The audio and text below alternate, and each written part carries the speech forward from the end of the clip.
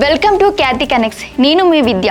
ఆంధ్రప్రదేశ్ రాష్ట్ర అభివృద్ధిని పరుగులు పెట్టించడానికి ముఖ్యమంత్రి చంద్రబాబు నాయుడు సరికొత్త వ్యూహాలతో ముందుకు సాగుతున్నారు. రాష్ట్రానికి ఉన్న అతిపెద్ద సానుకూలత సుమారు 1000 కిలోమీటర్ల సుదీర్ఘ సముద్ర తీర ప్రాంతం. ఈ భారీ సముద్ర సంపదను కేవలం చేపల వేటకో సాధారణ పనులకో పరిమితం చేయకుండా రాష్ట్ర ఆర్థిక వ్యవస్థను మార్చేసి ఒక పెద్ద గ్లోబల్ హబ్ గా మార్చాలని చంద్రబాబు మాస్టర్ ప్లాన్ సిద్ధం చేశారు. అమరావతిలోని తన క్యాంపు కార్యాలయంలో సముద్ర తీర సమగ్ర అభివృద్ధిపై నిపుణులు, ఉన్నత అధికారులతో ముఖ్యమంత్రి ఒక ఉన్నత స్థాయి సమీక్ష సమావేశాన్ని నిర్వహించారు. ప్రపంచవ్యాప్తంగా నడుస్తున్న సరికొత్త ఆర్థిక విప్లవాన్ని ఏపీకి ఎలా అందిపుచ్చుకోవాలో వివరిస్తూ ఒక పటిష్టమైన విజన్ ప్లాన్ సిద్ధం చేయాలని అధికారులను ఆదేశించారు. అసలు ఏపీ సముద్ర తీర రూపురేఖలను మార్చడానికి చంద్రబాబు ప్రతిపాదించిన ఆ సరికొత్త వ్యూహాలేంటో ఈ వీడియోలో పూర్తి వివరాలతో చూద్దాం.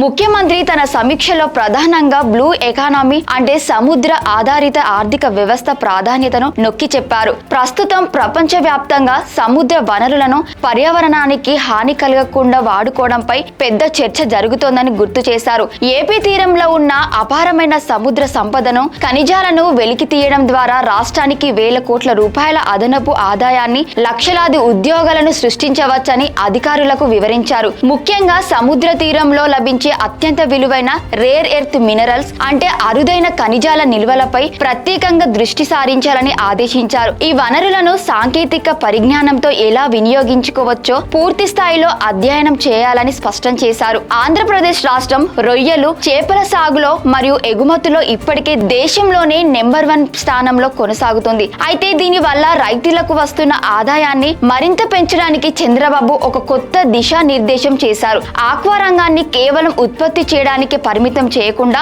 ఉత్పత్తులలో వాల్యూ అడిషన్ అంటే విలువ జోడింపు ప్రక్రియలను పెంచాలని సూచించారు. దేశ విదేశీ మార్కెట్లకు నేరుగా పంపేలా ఇక్కడే ప్యాకేజింగ్, ప్రాసెసింగ్ యూనిట్లను భారీగా ఏర్పాటు చేయాలన్నారు. అదే సమయంలో ఆక్వా చెరువుల నుండి వచ్చే వ్యర్థాలు పర్యావరణానికి, స్థానిక భూములకు హాని కలిగిస్తున్నాయని ఆందోళన వ్యక్తం చేశారు. ఈ పర్యావరణ సవాళ్లను అధిగమించేందుకు వ్యర్థాల నిర్వహణను సమర్థవంతంగా చేయడానికి ఒక నివేదికను సిద్ధం చేయాలని అధికారులను ఆదేశించారు. ఏపీ కోస్తా తీరానికి తుఫాన్లు మరియు సముద్రపు కోత అనేది ప్రతి ఏటా ఎదురయ్యే ఒక పెద్ద సమస్య. ప్రకృతి వైపరీత్యాల నుండి తీర ప్రాంతాలను, అక్కడి ప్రజలను కాపాడుకోవడం అత్యంత ముఖ్యమని చంద్రబాబు పేర్కొన్నారు. దీనికోసం పర్యావరణ హితమైన ఒక అద్భుతమైన శాశ్వత పరిష్కారాన్ని ప్రతిపాదించారు. సముద్ర తీరం వెంబడి మడ అడవులు మరియు తాటి చెట్ల పెంపకం ద్వారా ఒక బలమైన 3 అంచెల సహజ రక్షణ కవచాన్ని ఏర్పాటు చేయాలని సూచించారు. ఇవి సముద్రపు అలల ఉధృతిని తగ్గించి తీరం కొట్టుకుపోకుండా కాపాడుతాయని వివరించారు. దీనితో పాటు సముద్ర జీవ వైవిధ్యానికి ఎక్కడ భంగం కలగకుండా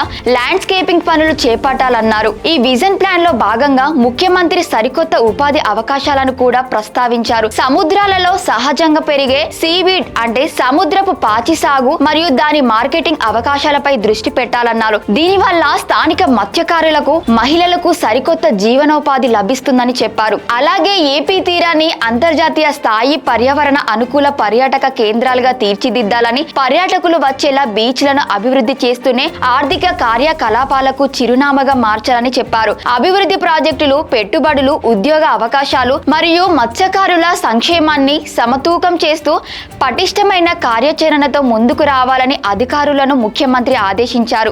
ఏపీకి ఉన్న 1000 కిలోమీటర్ల సముద్ర తీర ప్రాంతాన్ని ఒక ఆర్థిక నిధిగా మారుస్తూ ముఖ్యమంత్రి చంద్రబాబు నాయుడు ఇచ్చిన ఈ సంచలన ఆదేశాలు రాష్ట్ర పారిశ్రామిక రంగానికి ఒక సరికొత్త దిశను చూపించబోతున్నాయి. అటు పర్యావరణాన్ని కాపాడుకుంటూనే ఇటు బ్లూ ఎకానమీ ద్వారా రాబోయే రోజుల్లో ఏపీ తీరం ఎలాంటి ప్రగతిని సాధించబోతుందో చూడాలి. చంద్రబాబు నాయుడు ప్రతిపాదించిన ఈ సముద్ర తీర అభివృద్ధి విజన్ ప్లాన్ పై మీరేమనుకుంటున్నారు? మీ అభిప్రాయాన్ని కింద కామెంట్ లో తప్పకుండా చెప్పండి. ఈ వీడియో మీకు నచ్చినట్టయితే లైక్ చేసి అందరికీ షేర్ చేయండి. మన ఛానల్ ని సబ్స్క్రైబ్ చేసుకోవడం అస్సలు మర్చిపోకండి. మరో లేటెస్ట్ రాజకీయ అభివృద్ధి అప్డేట్ తో మళ్ళీ కలుద్దాం. జై హింద్.